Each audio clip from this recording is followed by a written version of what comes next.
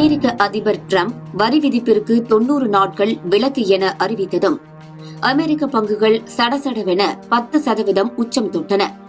2008ஆம் ஆண்டிற்கு பிறகு இப்படி சில மணி நேரங்களில் 10% ஏற்ற இறக்கம் ஏற்படுவது இதுவே முதல் முறை. பிட்காயின் கூட 8% உயர்ந்து 81,000 அமெரிக்க டாலர்களை கடந்துவிட்டது. மகாவீர் ஜெயந்தியை முன்னிட்டு இன்று இந்திய பங்கு சந்தைகளுக்கு விடுமுறை. ஆனாலும் இன்று அதிகாலையே ஜிப்ட் நிப்டி 4% உச்சம் தொட்டது. ஆக நாளை காலை இந்திய பங்கு சந்தைகள் திறக்கும் போது பல பங்குகள் நல்ல லாபத்துடன் உயர வாய்ப்புள்ளது. ஏப்ரல் 7ஆம் தேதி டிஃபன், காஃபி, பஜ்ஜி அளவுக்கு சிறிதளவு வாங்காமல் பெருமளவில் வாங்கி இருந்தவர்களுக்கு நிச்சயம் குறுகிய காலத்தில் ஒரு ஜாக்பாட் அடிக்க இருக்கிறது. அதே சமயம் டிரம்ப் வெளியிட்ட செய்திக்கு பின்னால் நடந்த அரசியலை நாம் தெரிந்து கொள்ள வேண்டியது அவசியம். ஏனெனில் ஒவ்வொரு சந்தையும் ஒன்றோடு ஒன்று தொடர்புடையது. அதனால்தான் திருப்பரங்குன்றத்தில் டிரம்ப் எடுக்கும் முடிவுகள் திருச்செந்தூரில் எதிரொலிக்கின்றன.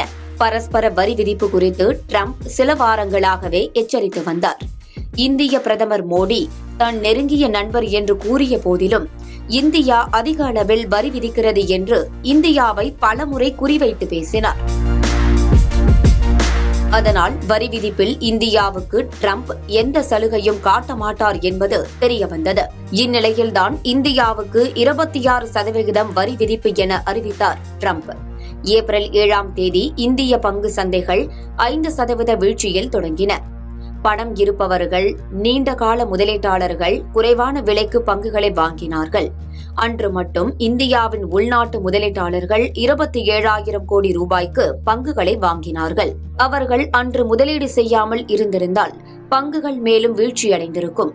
ஏப்ரல் 9ஆம் தேதி வரி விதிப்பு நடைமுறைக்கு வரும் நாள் என்பதால் இன்னும் பங்குகள் வீழும் என்றே பலரும் கருதினர். ஆனால் ஏப்ரல் 7ஆம் தேதி இரவு அனைத்து நாடுகளுக்கும் பரஸ்பர வரி விதிப்பில் இருந்து 90 நாட்களுக்கு விலக்கு அளிக்கப்படும் என செய்தி வெளியானது. அதனால் அமெரிக்க பங்கு சந்தைகள் வேகமாக உயர்ந்தன. ஒரு மணி நேரத்திலேயே அந்த செய்தி போலியானது என மறுப்பு வெளியானது. உயர்ந்த பங்குகள் அதே வேகத்தில் கீழ் நோக்கி சென்றன. ஆனால் நேற்று இரவு உண்மையாகவே 90 நாட்களுக்கு விலக்கு என அறிவித்திருக்கிறார் டிரம்ப். இதையொட்டி டிரம்ப் முதலில் செய்தியை அறிவித்து பின்னர் மறுத்து இப்போது மீண்டும் உறுதிப்படுத்தி உள்ளதால் சந்தேகங்கள் எழுகின்றன. நேற்று இரவு டிரம்ப் 90 நாட்கள் விலக்கு என அதிகாரப்பூர்வமாக அறிவிப்பதற்கு 4 மணி நேரத்திற்கு முன்பு அவருடைய சமூக வலைதளமான truth சோஷியலில் "This is a great time to buy. இது வாங்குவதற்கு சிறந்த நேரம்" என பதிவிட்டார். அந்த சந்தர்ப்பத்தை பயன்படுத்தி யாரேனும் முதலீடு செய்திருந்தால் அவர்களுக்கும் நேற்று பெரும் லாபம் கிடைத்திருக்கும். டிரம்ப் ஒரு வணிகர் என மீண்டும் நிரூபித்திருக்கிறார். அடுத்த 4 ஆண்டுகளுக்கு டிரம்ப் தான் அதிபர் என்பதால் இப்படியான திடீர் நடவடிக்கைகளை பங்கு சந்தையில் முதலீடு செய்பவர்கள் எதிர்கொள்ள வேண்டியிருக்கும்.